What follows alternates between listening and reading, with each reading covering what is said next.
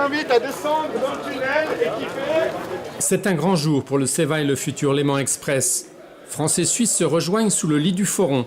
Tout le gratin politique et médiatique de la région est là pour découvrir un tunnel impressionnant. Le tunnel est dimensionné par le profil d'espace libre ferroviaire, comme on appelle, c'est-à-dire l'espace nécessaire à la circulation des trains en toute sécurité. Et effectivement, de se trouver dans un tunnel qui est creusé entièrement sans le sol, sans les murs en quelque sorte, c'est-à-dire la voûte, on a des dimensions qui sont supérieures à celles qui seront visibles finalement lorsque les trains passeront et des sections qui sont impressionnantes effectivement.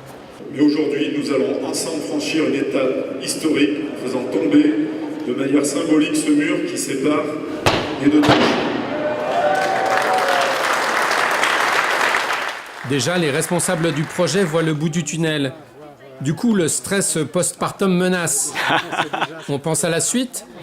Alors, on dirait que vous êtes dans ma tête, mais si je ne pense pas à ce que je peux faire après, pas encore.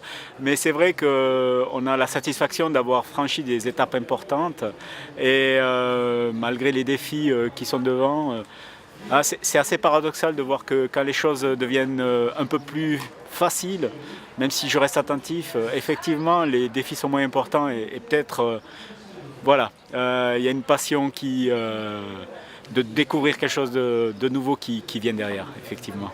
La direction des CFF a d'autres soucis, sous forme de suppression d'emplois. Ça sera globalement 1400 postes qui vont être biffés pour éviter de devoir augmenter trop les prix de nos billets, parce que nos clients nous disent qu'on est à la limite supérieure de ce qui est acceptable. Nos commanditaires nous disent vous êtes cher, on n'a pas de l'argent sans fin. Donc pour répondre à cela, on anticipe et on prend ce genre de mesures. Pour des projets nouveaux comme CEVA, il est clair qu'on va devoir engager un certain nombre de personnes supplémentaires. 200 emplois seront créés, surtout dans l'arc lémanique, pour y faire face à l'augmentation spectaculaire des cadences. Déjà, on pense au logo du Léman Express et au nom des futures gares, qui révèlent la possibilité d'arrêts occasionnels, pour le fret à la praille ou pour les fans de foot au stade les jours de match. La déco des futures rames a été âprement négociée, ou comment ménager les susceptibilités nationales en dépit des différences de fonctionnement et de financement. Malgré leur complexité côté français et leur simplicité côté suisse, on est condamné à fonctionner ensemble, ce qui semble marcher plus facilement pour le train, confié à des sociétés commerciales, que pour les routes, gérées par les politiques soumis aux découpages électoraux. Du coup, 10% des pendulaires basculeront sur le train plus rapide et plus régulier. 40% du trafic de Bardonnay, c'est du trafic automobile qui vient de l'agglomération d'Annemasse et de la vallée de l'Arve.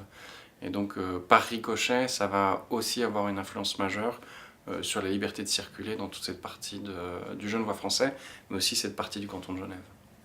Léman Express incitera les pendulaires à se rapprocher des gares, quitte à déménager.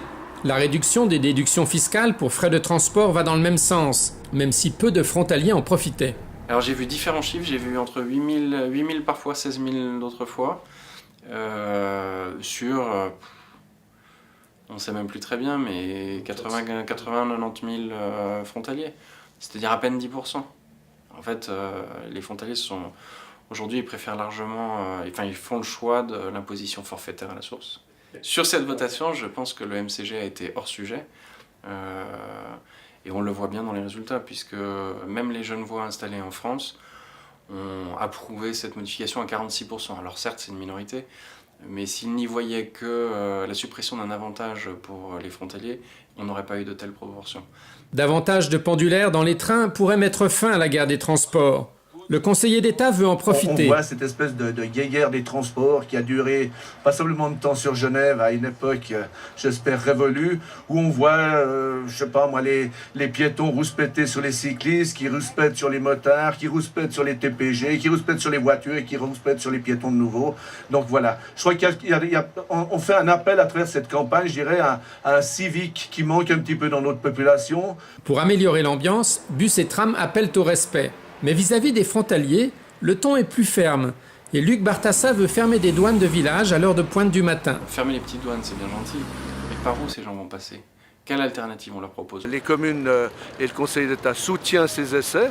Il faudra voir de quelle manière on peut les accompagner avec, comme on disait, peut-être des navettes TPG à certains endroits pour les gens qui ont besoin d'être dans ces régions frontalières. Et puis peut-être d'autres mesures qu'on aimerait avoir, par exemple avec la Confédération pour fluidifier beaucoup plus ces grandes douanes et aussi sur le Grand Conseil pour qu'on vote enfin ces budgets, des routes d'évitement très importantes dans cette région-là. Il y a un moment, il faut être cohérent dans ces politiques. Donc on ne peut pas dire on a des problèmes à résoudre ensemble et de l'autre on aggrave et on déporte les problèmes sur nos voisins. Donc voilà, le respect, c'est justement de se réunir tous ensemble et surtout le respect vis-à-vis de nos électeurs et de ceux qui vivent dans ces régions, c'est de prendre à bras-le-corps ces problèmes, ce qui n'a pas été fait jusqu'à maintenant. D'autant qu'il existe des moyens simples et efficaces d'obliger les conducteurs à ralentir. Il y a même des feux qui ne passent au vert que si l'on va doucement. Cela éviterait d'avoir à fermer des routes ou des douanes, en attendant que les évitements prévus soient votés et réalisés, et que Léman Express entre en fonction.